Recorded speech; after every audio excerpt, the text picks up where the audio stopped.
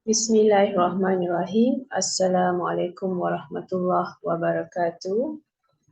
Saya Miza Syaha, mewakili grup 15, akan share berkaitan dengan pecah bahagian partition, pecah sepadan subdivision dan penyatuan tanah amalgamation. So, grup 15 mewakili Edwin Yap Ing Wai, Chen Wei Che, Rosnani Bahar dan saya Siti Nurhamiza Syaha.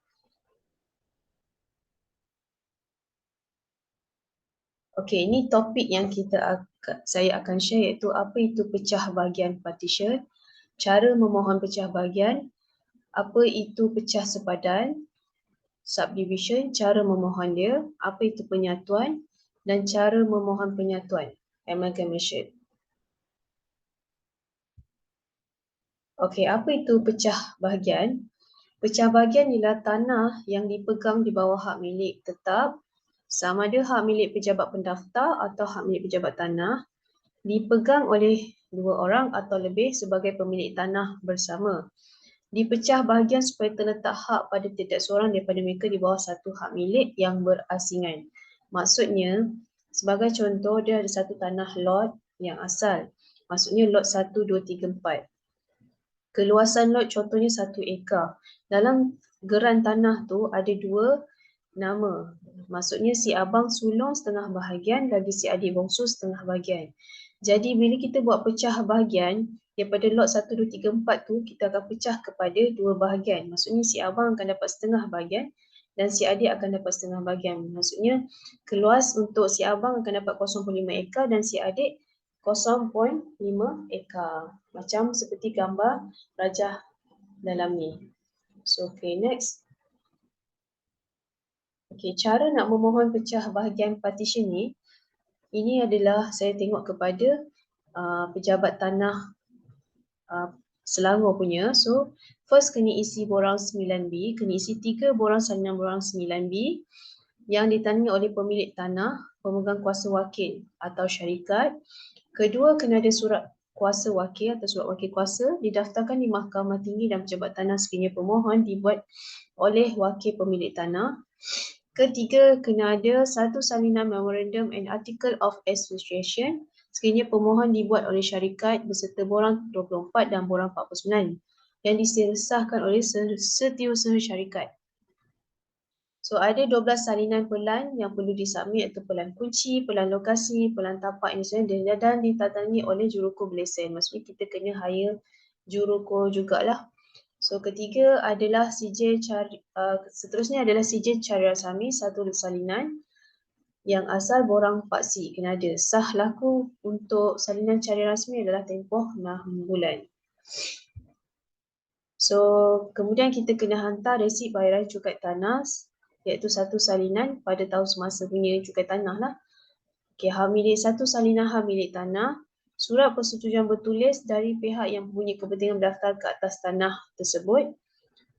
Ada bayaran diperlukan iaitu fee jurukur berlesen, bayaran mendirikan dan mendaftar hak milik dan premium tambahan jika ada. Kuasa yang meluluskan iaitu pentadbir tanah hak milik pejabat tanah, pengarah tanah dan galian hak milik pejabat pendaftar. So next. Okey, pecah sepadan pula, subdivision. Apa itu pecah sepadan? Okey, pecah sepadan adalah tanah yang dipegang di bawah hak milik kekal, sama ada hak milik pejabat pendaftar atau hak milik pejabat tanah, dipecah sepadan kepada dua bahagian atau lebih supaya tiap-tiap satu dipegang oleh pemilik tanah yang sama atau pemilik tanah yang bersama-sama. So pecah sepadan. Okey, so tadi kita dah pecahkan kepada 0.5 ekar kepada pemilik tanah, si abang dan si adik. So sekarang ni kita pecahkan sepadan kepada 4 bahagian pula.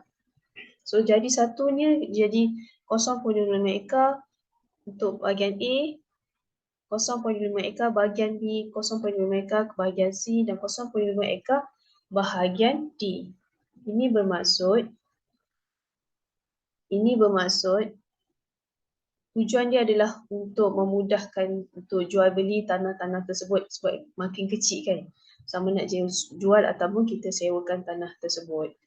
Ini dinamakan pecah sepadan. So apakah dia punya cara nak mempecah sepadan ialah Sama juga kena isi 3 salinan borang 9A yang ditandatangani oleh pemilik tanah, pemegang kuasa wakil atau syarikat.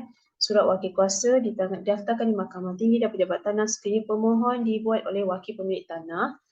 Ketiga, surat kelulusan, satu salinan kelulusan Majlis Mesyuarat Kerajaan Negeri terdahulu beserta pelan kebenaran merancang dan pelan perhitungan atau pre-compliant. Maksudnya tadi tak ada untuk bahagian ni. So ini ada, kena ada submit. So kena ada memorandum artikel association satu salinan. Senior pemohon dibuat oleh syarikat beserta borang 24 dan borang keempat. Kena submit 12 salinan pelan macam biasa, pelan kunci, pelan lokasi, pelan tapak yang disediakan oleh surveyor. Okay, lepas tu pelan ditandatangani oleh semua pemilik tanah yang didaftarkan oleh pihak berkuasa perancang. Satu salinan carangan rasmi yang asal borang 4C kena submit. Resit cukai tanah satu salinan bagi tahun semasa. Satu salinan hak milik tanah dan bayar diperlukan ialah kalau tanah tu 0 hingga 10 hektar RM120, 10 hingga 50 hektar RM360, 50 hingga lebih hektar RM600. So 3 yang kena bayar fee jurukum lesen, bayaran menyediakan hak mendaftar hak milik dan premium tambahan jika ada. Okey, ini adalah apa itu penyatuan, amalgamation, di mana dua lot tanah milik berdamping atau lebih yang dipegang oleh seorang di bawah hak milik kekal yang berasingan dicantumkan menjadi satu lot dan dipegang di bawah satu hak milik sahaja. Maksudnya macam ni, okey, satu lot tanah dalam keran keluasan 5 ekar, pemilik ahli satu bahagian tu. Syarat dia untuk tanam getah. Lepas tu ada lagi satu lot tanah, luas dia 5 ekar, pemilik abu satu bahagian, syarat untuk tanam getah juga. Selepas dicantumkan penyatuan ni, dia jadi satu geran, nama keluasan jadi 10 ekar lah, 5 campur 5 ekar tu, pemilik ahli setengah bahagian dan abu pun setengah bahagian. So syarat tanam untuk tanam getah. Okey, apa yang menyebabkan amalgamation tak boleh berlaku sekiranya dia bukan sama mukim, tempat berbeza, lepas tu syarat pun berbeza. Macam contohlah tanah tu tanah jenis bangunan, tiba-tiba tanam getah pula tak boleh. So mesti kena sama. Okey, dan dekat-dekat lah. So kalau jauh-jauh tak boleh. So maksudnya nak berlaku ni amalgamation kena ada syarat dia. Tak semua amalgamation boleh berlaku. Dengan syarat dengan persetujuan ataupun kelulusan oleh pejabat tanah lah. Okey, kemudian cara nak memohon penyatuan amalgamation ni macam biasa kena hantar isi 3 salinan borang 9B. Tadi borang 9 ni 9B pula yang ditandatangani oleh pemilik tanah, pemegang kuasa, wakil PA atau syarikat. Surat wakil kuasa didaftarkan di Mahkamah Tinggi dan Pejabat Tanah sekiranya pemohon dibuat oleh wakil pemilik tanah. Memorandum artikel association kena hantar satu salinan.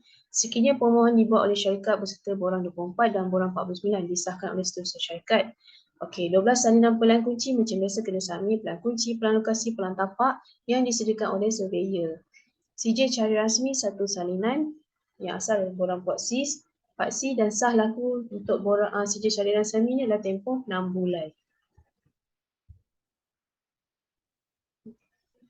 Okey, so resit bayaran cukai tanah satu salinan bagi tahun semasa, satu salinan hak milik tanah.